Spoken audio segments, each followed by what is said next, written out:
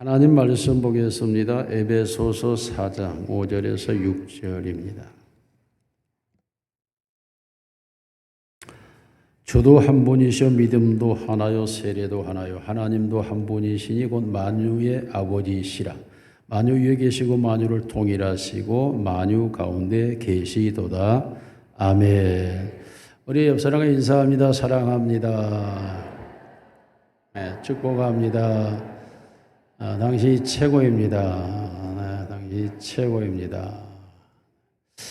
벌써 여름이 지나가고 가을이 이제 선뜻 문 앞에 다가와 있습니다. 늦은 것 같아도 9월이 되면 아무리 더위가 이기려 해도 계절과 시간을 이기지 못한 것 같습니다.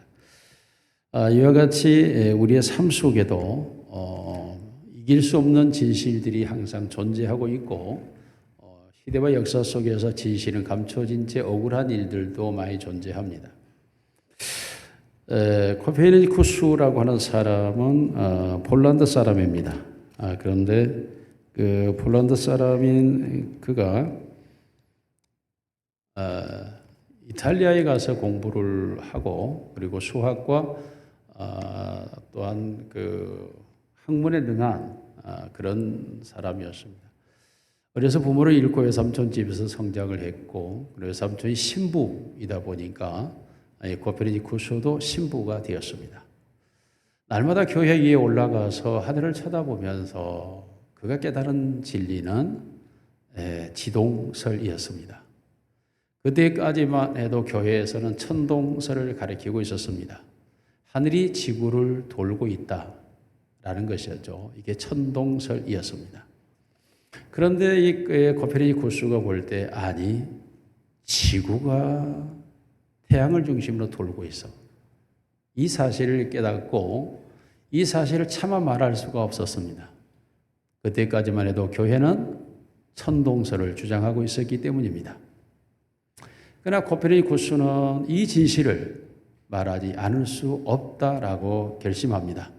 교회에 반한 일이고 전국 교회로부터 공격받을 일이 보여지지만 그러나 진실은 감출 수가 없다고 판단하고 코페르니쿠스는 지동설을 말합니다. 지구가 태양을 중심으로 돌고 있습니다. 이로 인하여 그는 종교 재판에 회부됩니다. 그러나 훗날 수많은 사람들에 의해서 케겔 등 여러 가지 학자들에 의해서 마침내 지동설은 확실한 진리로 자리매김하고 오늘 현대 과학에서 지구가 돌고 있다고 하는 사실에 대하여 누구도 부인하지를 않습니다. 그럼에도 불구하고 그 당시에 진실을 말했던 코페르니쿠스는 억울한 고통을 받게 됩니다. 얼마 전 신문에 2025년 7월 10일자 신문에 재심재판 서울고등법원 형사 3부는 판단하면서 판사들 모두가 이례적으로 자리에서 일어나 그 피고인 이 씨를 향하여 허리 숙여 절을 하며 법원이 인권의 최후 보류임에도 피고인의 절규와 고통 앞에 깊이 사과드리며 40년 동안의 그 세월 동안 트라우마와 고통에 시달린 분을 향하여 우리가 대법원을 대신하여 진정한 사과를 드립니다. 라고 신문에 보도된 사건이 있습니다. 진실이 40년이 지나서야 밝혀졌고 법원에 의해서 잘못된 판단에 의해서 그는 40년 고통을 겪었고 40년이 지나서야 사실이라고 밝힙니다. 여러분들이 핸드폰이 여기 있기 때문에 또한 AI 물어서 얼마든지 무죄에 대해서 던져보면 수많은 재판의 오류와 무죄가 심지어 67년 만에 무죄로 밝혀지는 사건들도 허다하게 존재를 합니다. 이와 같이 우리가 살아가는 세상 속에서 수많은 진실이 진실로 드러나지 못한 채 오히려 거짓이 되고 허위가 되고 악이 되어 고통을 받는 경우들도 존재를 합니다. 더 큰 문제는 무엇일까요? 그것은 어떤 것이 사실임에도 불구하고 이 사실을 하지 않아야 되고 인정하지 않아야 된다고 함에도 불구하고 그 사실을 인정할 수밖에 없고 따라갈 수밖에 없는 인간의 무지와 연약함이라는 것입니다. 다시 말하면 도박 중독자들은 도박을 안 한다고 하면서 도박을 하죠. 알코올 중독자도 먹어서는 안 된다 하면서 먹고, 마약 투여자들도 이걸 해서는 안 된다고 하면서도 합니다. 사람들 모두가 다 그럴 때 그들만 그럴까요? 저도 그렇습니다. 저도 그만 먹어야 되는데 하면서 계속 먹고 있습니다. 참으로 사람이라고 하는 게 얼마나 연약하고 무지한가 하는 점을 늘 깨닫고 생각하게 됩니다. 여기서 더 나가면 안 되는데 하면서도 더 나가는 경우들이 허다하고, 여기서 그만 멈춰야 되는데 하면서도 멈추지 못하고 있는 내 자신을 보면서 안타까워할 때도 있습니다. 이와 같이 사람이라고 하는 것이 매우 연약하고 무지하다라고 말할 수밖에 없는 우리의 모습입니다. 뿐만 아니라 사람들은 보는 것만이 사실이라고 여기지만 사실은 보이는 것도 사실이 아닐 수가 있고 보이지 않는 것이 사실일 수도 있습니다. 이와 같이 우리는 이 세상을 살아가면서 진실과 거짓 사이에서 혼란을 경험하며 살아가고 참과 거짓 사이에서 갈등하면서 고통하게 됩니다. 이것이 인간의 모습이라고 할 수 있습니다. 그런 인간의 모습 속에서 가장 중요한 게 무엇일까요? 그것은 바로 오늘 본문에 에스키리오라는 단어가 등장합니다. 주도 하나요라는 말입니다. 이 말은 이 세상에 주인이 있고 그 주인은 오직 한 분이라고 말하고 있습니다. 이것은 실제요, 사실이요, 현실임에도 사람들은 이를 인정하려 하거나 인식하려고 하지를 않습니다. 여전히 사람들은 자신이 주인이고 자신이 왕이고 자신의 뜻대로, 자신의 생각대로, 자신의 감정대로, 자신의 고집대로 자기가 원하는 대로 하고 싶기 때문입니다. 그래서 사람은 실제 주인을 인정하지 않고 거부하면서 살아가려고 합니다. 그런데 초대교회, 예수님이 부활을 승천하시고 성령이 임재하신 초대 예루살렘 사회에 진정한 고백이 하나 등장하는데 그것은 바로 주는 그리스도시다 라는 고백이었습니다. 그때까지 오직 주는, 퀴리오스는 가이사 아구스도라고 하는 로마의 황제였습니다. 황제의 군사로 징집되는 것은 영광이었습니다. 그리고 황제를 위하여 전쟁에서 전투하다 죽는 것은 더더욱이나 영화로운 빛나는 훈장과 같았습니다. 그러므로 황제의 군사로 징집되는 것을 저들은 조금도 거부하지 않았고 황제의 명령하에서 저들의 죽음을 불사했습니다. 그런데 뜻하지 않게 십자가에 못 박혀 죽은 예수가 우리의 주다 라고 고백하는 고백이 흘러나오기 시작했습니다. 보이는 권력이 우리의 주가 아니고 보이지 않는 이미 죽어 승천했다고 하는 그가 바로 우리의 주라는 고백이 등장하는 것입니다. 세상의 주는 가이아사 아구스도가 아니라 예수 그리스도라고 말하고 있는 것입니다. 예수 그리스도는 진정한 주인일까요? 그렇습니다. 예수 그리스도는 인류에 있어서 진정한 주인입니다. 세 가지로 분명한 주인됨을 말씀하는데 첫째로 예수 그리스도는 생명의 주인입니다. 여러분, 이 세상에 우리가 인식하려 하지 않는 것, 그리고 의식하지 않고 살지만 분명한 사실이 우리에게 있습니다. 그것은 바로 죽음인 것입니다. 영웅도 호골도 열사도 죽음에 무너집니다. 구약 성경을 통해 등장하는 이집트의 대제국의 파오로도 죽음 앞에 무너지고 바빌론 대제국을 일으켰던 느부갓네살도 죽음 앞에 무너지고 시리아 대제국을 일으켰던 모든 아시리아 제국의 황제들도 죽음 앞에서 무너집니다. 알렉산더 나폴레옹도 로마의 제국의 아이가우스도도 죽음 앞에서 사라집니다. 그러므로 죽음을 이길 자는 이 세상에 존재하지 않고 그리고 그 죽음은 현실이고 사실입니다. 성경 우리에게 분명하게 말합니다. 히브리서 9장 27절에 시작, 한 번 죽는 것은 사람에게 정해진 것이요 그 후에는 심판이 있으니 죽음과 심판이 있다라고 분명하게 성경 우리에게 말하고 있습니다. 아니 사실 이게 분명한 것이죠. 왜입니까? 수많은 종교의 창시자들도 이 죽음 앞에서 무너졌기 때문입니다. 마호мет도 석가도 그리고 공자도 모두가 다 죽음의 무덤 아래 갇혀 있을 뿐입니다. 이와 같이 인류 역사의 죽음 앞에서 존재하거나 살아남을 자는 없었습니다. 그런데도 불구하고 인생은 이 죽음이라고 하는 것이 사실이고 현실임에도 인식하려 하지를 않습니다. 의식하려고도 하지 않습니다. 왜요? 무섭고 두렵기 때문입니다. 그래서 죽음을 피해가려고, 죽음을 잊어버리려고, 죽음을 생각하려고 하지를 않습니다. 그러나 죽음은 다가오고 있습니다. 아무리 사람들이 피해가려고 하려 해도, 아무리 숨으려고 해도, 도망치려고 해도 죽음은 어김없이 다가오는 것입니다. 왜 죽음이 무서울까요? 왜 죽음이 두려울까요? 죽음 다음을 모르기 때문입니다. 죽음의 다음 세계를 알 수 없기 때문에 죽음이 끝인 줄만 알고 죽음이 두렵고 무서움으로 다가오는 것입니다. 그래서 성경은 우리에게 그 예수 그리스도는 바로 우리의 생명의 주인이었다라고 말합니다. 너희가 생명의 주를 못 박아 죽였도다라고 성경은 말하고 있습니다. 여러분, 과연 보이는 것만이 사실일까요? 보이지 않는 것은 존재하지 않을까요? 죽음이 끝일까요? 죽음 이후의 세계가 어떤 세계일까요? 여러분, 우리가 본다, 백문이 불여일견이라고 말하죠. 100번 듣는 것보다 한 번 보는 것이 더 사실이고 진실이고 진짜다라는 의미죠. 그래서 사람들은 보는 것을 사실로 인정하려고 합니다만 본다라는 의미가 무엇일까요? 그것은 바로 사물은 빛을 받게 되죠. 그때 우리 눈의 각막과 수정체로 이동하고 그 망막은 시신경을 통하여 뇌로 이동하고 그리고 사물을 지각하게 됩니다. 이게 우리가 본다라는 의미입니다.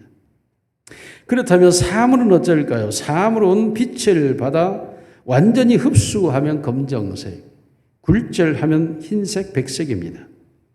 그런데 어떤 물질마다 자기들이 적정하게 받아들임으로써 각자의 색깔을 나타냅니다. 이것이 사실이라고 하는 증거는 너무나 분명하죠. 해가 오고 깜깜해 버리면 모든 사물은 보이지 않기 때문입니다. 사물을 인식하거나 분별할 수가 없는 것 아닙니까? 그러므로 분명하죠.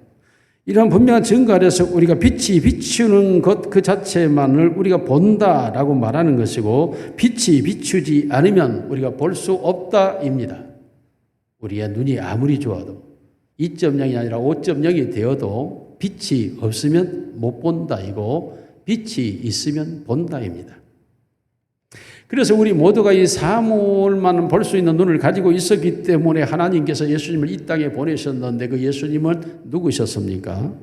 요한복음 1장 3절 5절을 같이 읽어봅니다. 시작. 만물이 그로 말미암아 지은 바 되었으니 지은 것이 하나도 그가 없이는 된 것이 없느니라. 그 안에 생명이 있었으니 이 생명은 사람들의 빛이라. 빛이 어둠에 비치되 어둠이 깨닫지 못하더라고 말합니다. 놀랍게도 성경은 예수님을 이 세상에 빛으로 보내셨다고 말씀하고 있습니다. 예수님은 빛이셨습니다.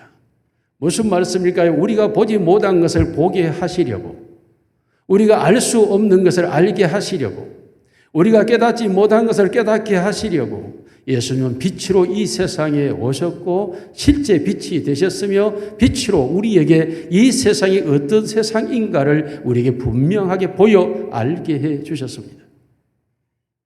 그렇지 않습니까? 우리가 욕심으로 가득 차 있는 그 시대 사람들을 향하여 심령이 가난한 자가 복이 있다. 그래야 천국에 갈 수 있다고 말합니다. 애통하지 못합니다. 사람들은 산하고 거칠어서 전쟁통에서 이기는 자, 승자의 축제를 가지고 있습니다. 그러나 애통하는 자가 복이 있나니 위로를 받는다라고 말합니다.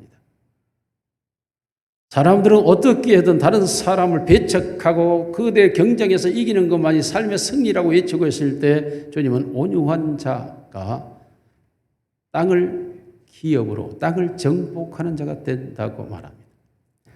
배척하여 죽이는 자가 아니라 그들을 수용하고 받아들이는 자가 땅의 주인이 된다라고 말씀합니다. 예수님께서는 우리가 가진 그 시대 사람들뿐만 아니라 오늘의 죄에 있어서 가지고 있는 그 모든 의식을 전부 바꿔버립니다. 의에 줄이고 목마른 자, 불의한 자, 악한 자가 아니라 의에 줄이고 목마른 자가 바로 하나님의 아들이 된다고 말합니다. 그러므로 일반 사람들이 가지고 있는 모든 정신세계 예수님의 빛으로 다가오셔서 우리의 의식세계 속에 죄의 세력, 어둠의 세력을 밝히 드러내기 시작합니다.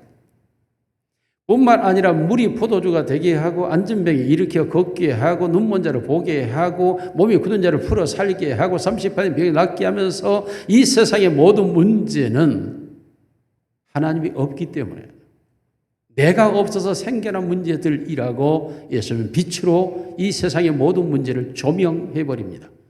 그러므로 예수님이 가시는 곳곳마다 인생의 모든 문제들이 해결됩니다. 모든 병이 떠나갑니다. 그들을 괴롭혔던 악한 사탄도 도망갑니다. 쫓겨갑니다. 심지어 자연을 향하여서도 풍랑아 멈추어라 말하고 바람을 그치라고 말할 때에 풍랑이 잔잔해지고 바람이 멈추면서 자연 만물까지도 예수님의 통치 아래 있다 라는 사실을 분명하게 보여주게 됩니다. 그가 누구이기에 바람도 멈추고 파도가 잔잔해질 수 있는가? 라고 사람들은 말. 그가 누구이기에? 그가 빛이신 것입니다.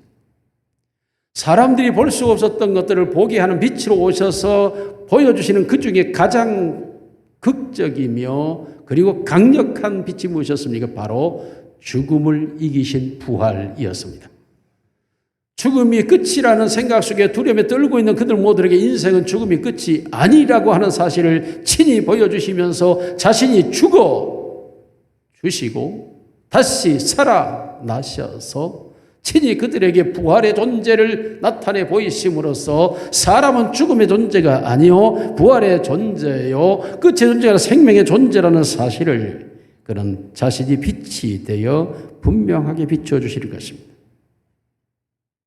이 세상의 진정한 주인은 누구일까요? 그렇습니다. 모든 인간이 끝으로 여겨지는 죽음을 뛰어넘는 자가 진정한 이 세상의 주인이 될 수 있습니다. 모든 사람은 죽음 앞에서 멸망할 수밖에 없으나 그 멸망의 자리에서 생명의 꽃을 피울 수 있는 자, 그가 바로 주인이며 그가 왕이며 그가 진정한 신이며 그가 진정한 구원자가 될 수 있을 것입니다. 고린도전서 15장 4절을 같이 읽습니다. 시작. 장사 지낸 바 되셨다가 성경대로 사흘 만에 다시 살아나사 죽어 장사되었던 자 그러나 그가 다시 살아나사입니다. 살아났다. 바로 이것이 인류의 가장 원함이고 꿈이고 소망입니다. 예수 그리스도가 죽었습니다. 그리고 장사되었습니다. 그러므로 그가 다시 살아났다. 이게 종교인 것입니다. 진정한 종교는 인생의 죽음의 문제를 해결할 때만 진정한 종교가 될 수 있습니다. 그러나 이 세상의 어떤 종교도 사상도 인간의 죽음의 문제를 해결하지 못했습니다. 그러므로 죽음의 문제를 해결할 수 없다는 모든 종교는 거짓이고 허상일 수밖에 없습니다. 예수 그리스도 십자가에 죽으신 그 모든 것들이 인류의 죄악, 우리의 손과 발과 우리의 마음에 지은 죄를 상징하여 그가 피 흘리는 고통을 당하셨지만 죄의 문제를 뛰어넘어서 더 중요한 건 무엇입니까? 그렇습니다. 인간의 죽음의 문제를 뛰어넘을 수 있는가 하는 문제입니다. 예수님께서 바로 십자가상에서 처절하게 죽으셨지만 그러나 그가 삶을 다시 살아나셨다라고 말씀하시며 사도행전 1장 3절은 이렇게 기록합니다. 시작. 그가 고난받으신 후에 또한 그들에게 확실한 많은 증거로 친히 살아계심을 나타내사 40일 동안 그들에게 보이시며 하나님의 나라의 일을 말씀하시니라. 그가 확실한 많은 증거를 보여줬다. 예수님께서 죽음을 이기시고 부활하시니 부활의 수많은 증거를 제자들에게 나타냈고 그리고 그들에게 실제로 보여주셨으며 40일 동안 그들과 함께 계심으로써 인간의 죽음의 문제를 뛰어넘는 참된 생명의 세계, 부활의 세계를 주님께서 명료하게 보여주셨다고 말하고 있습니다. 고린도전서 15장 6절 시작. 그 후에 500의 형제에게 일시에 보이셨나니 그 중에 지금까지 대다수는 살아있고 어떤 사람은 잠들었으며 심지어 500의 무리에게 주님 부활의 주님이 실제 보여주셨고 지금 내가 이 성경을 기록하고 있는 지금도 그 부활의 주님을 본 자들이 태반이나 살아있다. 그러므로 분명한 증거가 되었죠. 그러나 이보다 더 확실한 증거, 객관적 증거가 있습니다. 그 무엇일까요? 부활의 주님을 만났다면 그 부활의 주님을 만난 자들의 모습이 어떠할까요? 그렇습니다. 제자들의 변화입니다. 예수님이 죽었을 때에 다 도망가고 뿔뿔이 흩어지고 숨어버리고 자기 고향으로 돌아가 버렸고 예루살렘을 떠나 엠마오로 내려가던 그 모든 사람들이 예수님의 부활의 소식 앞에 전부 다시 예루살렘으로 몰려들었고 그들을 잡아 죽이려고 하는 산헤드린 공회원들이 유대의 간병들이 가득한데도 불구하고 그들은 마가의 다락방에 모였으며 그리고 그곳에서 40일 동안 주님과 함께 계셨으며 하나님 앞에 10일 동안 기도하였고 그리고 그들은 숨고 도망가고 뿔뿔이 흩어진 자들이 아니라 그들은 하나로 모여졌고 연합되어서 그들이 예루살렘 성내로 내려가서 너희가 십자가에 못 박아 죽인 예수 그가 바로 우리의 메시아였으며 그가 하나님의 아들이었고 우리의 구원자였으며 그가 다시 살아나셨느니라 라고 부활을 외치기 시작합니다. 그러므로 사도들이 끊임없이 외치고 다니는 것은 예수 그리스도 십자가의 죽으심이 중요한 게 아니라 그가 다시 살아나셨다라고 하는 부활에 대한 증거를 전하면서 만일에 그가 다시 살아난 것이 없었다면 우리의 전한 것도 헛것이요 우리의 믿음도 헛것이라고 말합니다. 그러면서 이 성경의 저자 사도 바울은 부활의 주님을 목격한 그가 말하는 죽음이 무엇이냐 사망아 너의 쏘는 것이 무엇이냐 이김을 주시는 우리 주께 내가 감사하노라. 사망과 죽음의 권세를 물리치고 그것을 극복하면서 그 모든 죽음의 권세를 뛰어넘고 이기게 하시는 나의 생명의 주 되신 예수 그리스도에게 내가 감사하노라라고 외치는 것입니다. 그렇습니다. 예수 그리스도의 부활은 감출 수가 없었습니다. 예수 그리스도는 부활하셨을 뿐만 아니라 로마서 1장 4절에 이렇게 기록합니다. 시작 성결의 영으로는 죽은 자들 가운데서 부활하사 능력으로 하나님의 아들로 선포되셨으니 곧 우리 주 예수 그리스도시니라. 어둠에 갇혀져 있는 죽음을 빛이 되어 부활의 생명으로 보여주시면서 그가 하나님의 아들로 선포되다 그렇습니다. 하나님만이 하실 수 있는 그 일을 예수 그리스도가 하셨다라고 외치면서 진정한 부활의 세계, 죽음 이후에 있는 생명의 세계, 그가 우리의 주 되신 예수 그리스도가 우리에게 나타내 보여주셨음을 선포하고 있는 것입니다. 그러므로 부활의 주님을 만났던 제자들은 요한복음 20장 28절에 같이 고백합니다. 시작. 도마가 대답하여 이르되 나의 주님이시요 나의 하나님이시니이다. 부활의 주님을 직접 만져보고 고백한 도마가 진정한 나의 주인, 생명의 주 되심에 대한 고백. 이것이 바로 우리의 신앙의 세계라고 말하는 것입니다. 진정한 신앙의 세계는 무엇입니까? 죽음의 권세를 뛰어넘는 새 생명의 세대를 가지고 있는 것, 이것이 바로 진정한 참된 기독교의 신앙의 모습이요 신앙의 세계인 것입니다. 오늘 우리의 신앙의 세계 속에서 로마서 4장 25절 안 써서 히브리서 2장 14절 15절을 하겠습니다. 시작.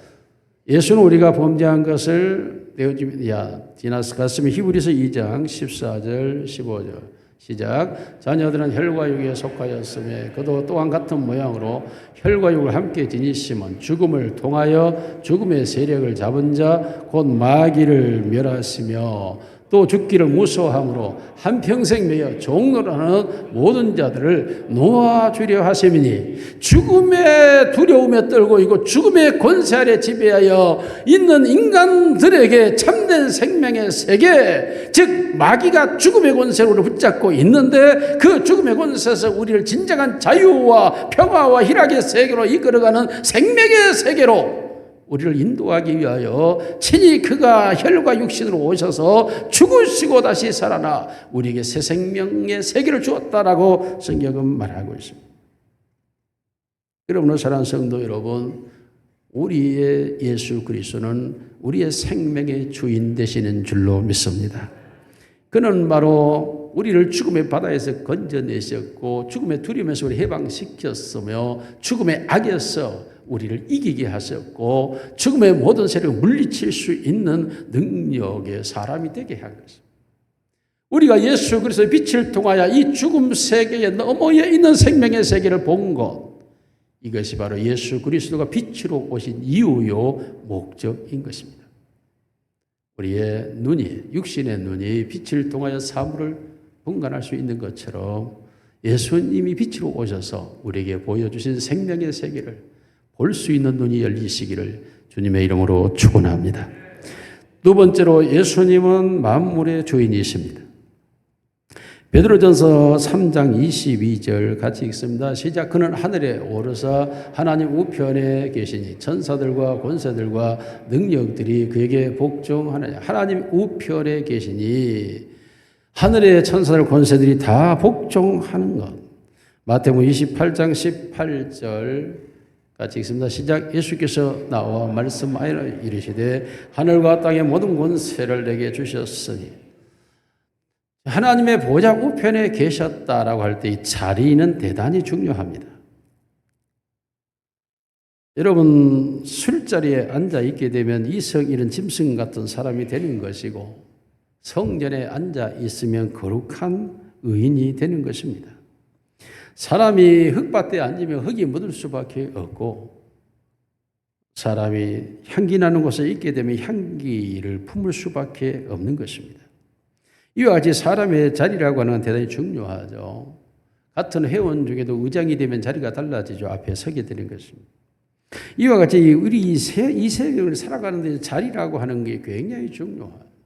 사실 이순신 장군 같은 경우도 그가 통도사가 되지 않았다면 외국과의 전쟁에서 절대적 권리를 행사할 수 없었겠죠.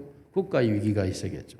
아브라함 같은 링컨이 대통령이 되지 않았더라면 흑인과 백인의 자유를 만들어낼 수가, 해방을 만들어낼 수가 없었겠죠. 자, 이와 같이 우리가 살아가는 삶 속에 하나님은 모든 사람을 다 자리에 배정을 하죠. 이 자리를 배정해서 그 자리를 통하여 그 일을 이루어가게 하시는 게 하나님이신데 실제 그 자리를 배정하시는 분이 바로 하나님의 보좌 우편에 앉으신 예수, 모든 권세와 권세를 가지고 있는 그분이라고 말하고 있습니다.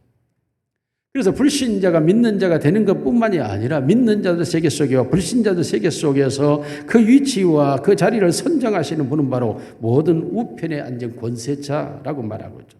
이 자정하셨다고 하는 말은 통치라는 의미이고 그 자리에 앉았다고 하는 것은 임명장이라는 의미를 가지고 있습니다.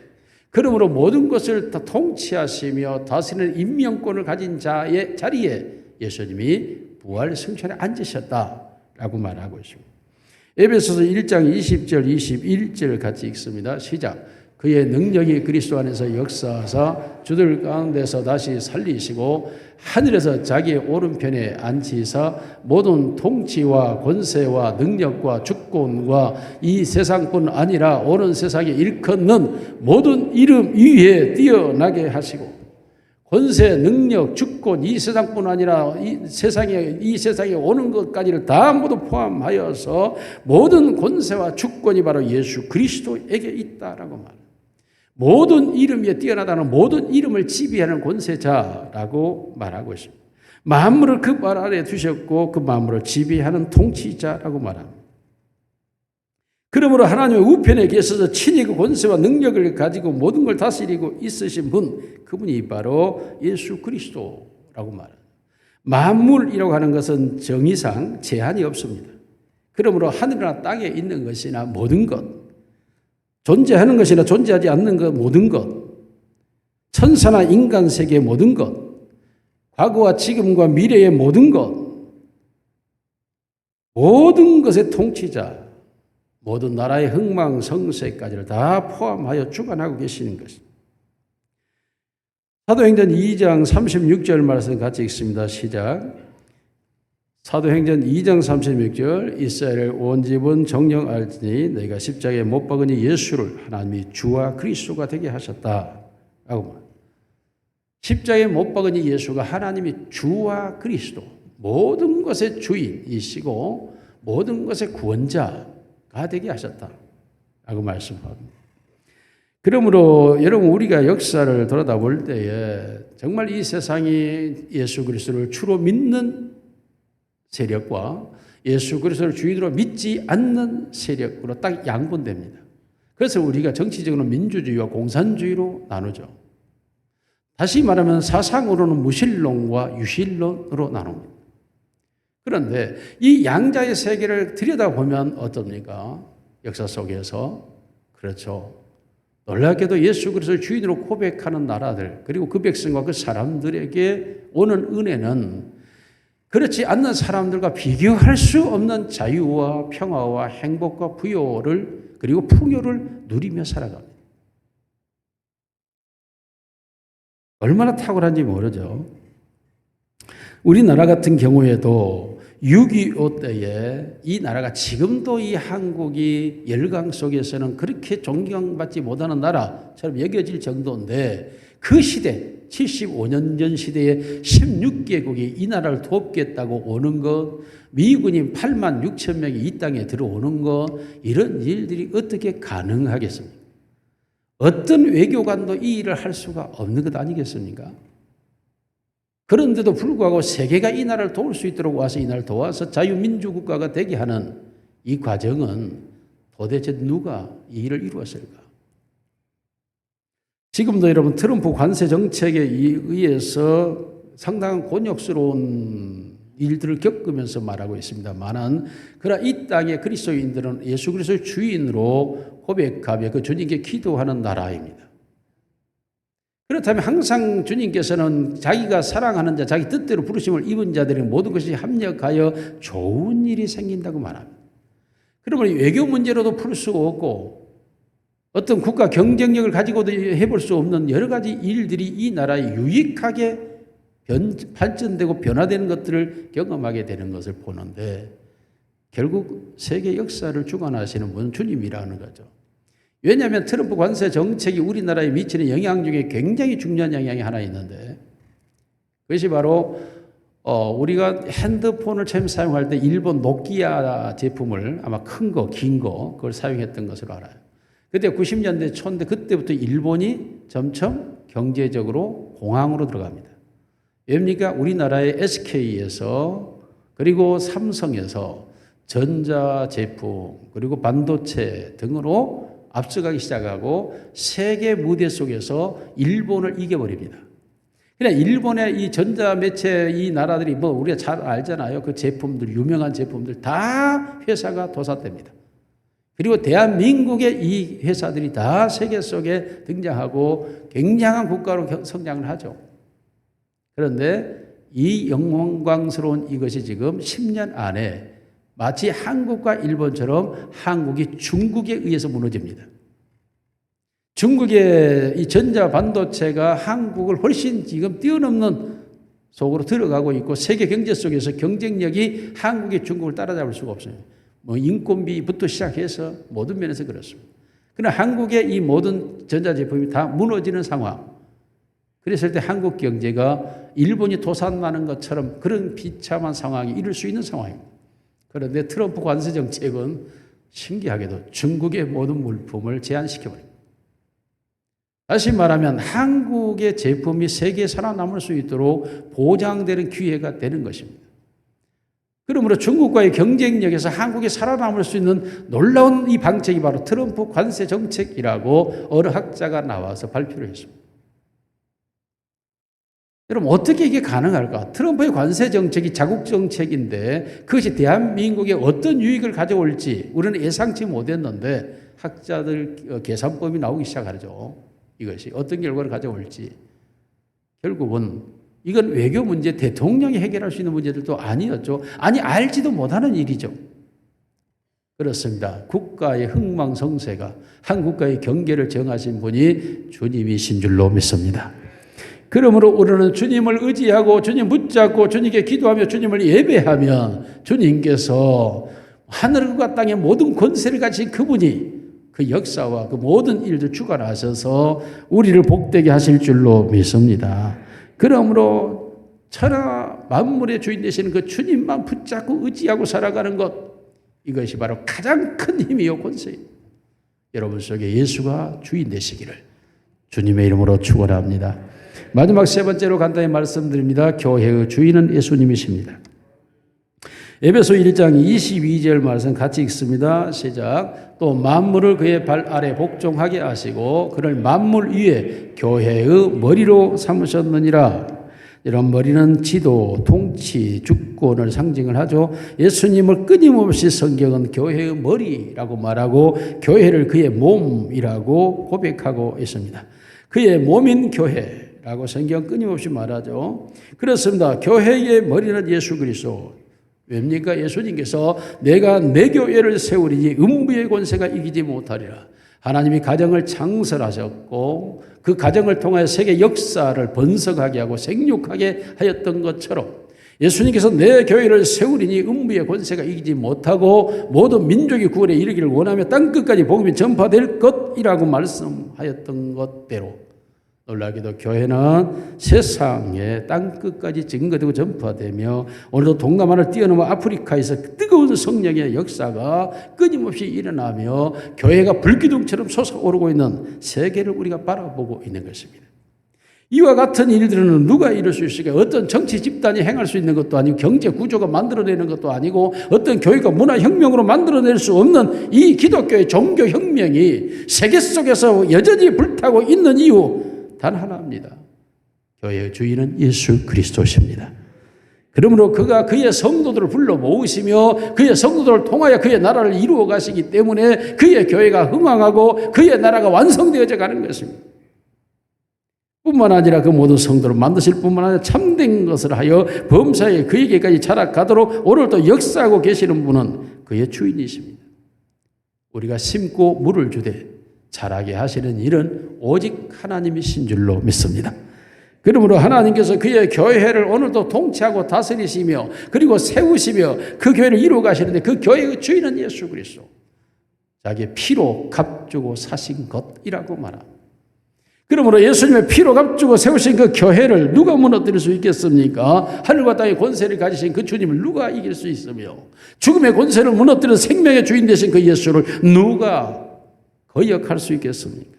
그러므로 오늘 또 교회는 이루어져 갈 수 있는데 우리가 캐캐 먹은 그 성경책, 낡은 그 성경책, 수천이 있는 그 성경책을 어떻게 이 과학이 만능인 이 시대에 문화가 최첨단을 걷고 있는 이 시대에 인간의 지식이 최고봉에 도달해 있는 이 시대에 인간의 삶이 이렇게 부유하고 평화로운 이 시대에 어떻게 그 성경을 믿을 수 있느냐? 맞지요. 논리적으로 이론적으로 상황적으로 맞는 말입니다. 그런데 믿습니다. 말씀을 찾습니다. 말씀을 의지합니다. 말씀을 순종하며 말씀을 따라갑니다. 사람이 아니라 예수님이 주인이 자기 백성을 불러 모으셔서 그의 말씀을 듣게 하고 그의 말씀을 믿게 하고 그의 말씀을 순종하게 하여 그의 나라를 이루어가고 계시는 것입니다. 그러므로 이건 사람의 노력과 수고와 결과물이 아니라 주인 되신 예수님께서 자신의 교회를 오늘도 세워가고 있는 것입니다. 그러므로 교회의 주인은 명백하게 예수 그리스도셨고 역사 속에서 성경 속에서 오늘의 이 시대 속에서 교회가 되어져 가는 우리의 개인들 속에도 예수가 주인이신 줄로 믿습니다. 그러므로 교회는 예수 그리스도가 주인이시기 때문에 교회가 정지되는 순간은 인류의 종말의 시점입니다. 교회가 멈추었다라고 한다면 그때는 예수 그리스도가 다시 오시는 시간, 순간이라고 볼 수 있습니다. 그러므로 우리 모두가 예수 그리스도가 주인 되심을 분명하게 알고 그의 교회가 되어 그 안에서 살아가기를 주님의 이름으로 축원합니다. 살아계신 우리 아버지 하나님 감사합니다. 주인 되신 주님 진심으로 은혜를 감사합니다. 죽음을 뛰어넘어 부활의 세계를 우리에게 주신 생명의 주 되심을 감사합니다. 모든 역사의 주인 되셔서 이 나라와 이 민족을 우리의 삶을 부여하고 평탄하고 자유롭게 축복하여 주시니 감사합니다. 오늘도 나를 교회되게 하시고 그리스도 예수 안에 있게 하시니 감사합니다. 항상 주인 되신 주님을 따라 살아가는 우리의 모습이 되게 하옵소서. 원하기는 우리 속에 있는 죄가 우리의 인식과정과 의식과정을 통하여 주를 거부하려고 하는 죄악 속으로 들어갈 때에 주여 우리의 죄를 버리게 하여 주옵시고 욕심을 내려놓게 하시고 거짓된 감정을 버리게 하시고 예수 그리스도만을 의지하고 예수 그리스도만을 따라가는 우리의 마음이 우리의 생활이 되게 하옵소서. 예수가 진정한 주인 되심을 온몸으로 온 마음으로 인식하며 의지하게 하옵소서. 주의 성령께서 시간 역사하여 주셔서 내 안에 예수 그리스도가 주인이심을 고백하며 인정하게 하옵소서. 사랑하신 주님, 나를 피로 값주고 사셨사오니 나를 끝까지 지키시고 보호하시며 거룩하게 하셔서 주의 것 되게 하옵소서. 우리 구주 예수님 이름으로 기도드리옵나이다. 아멘.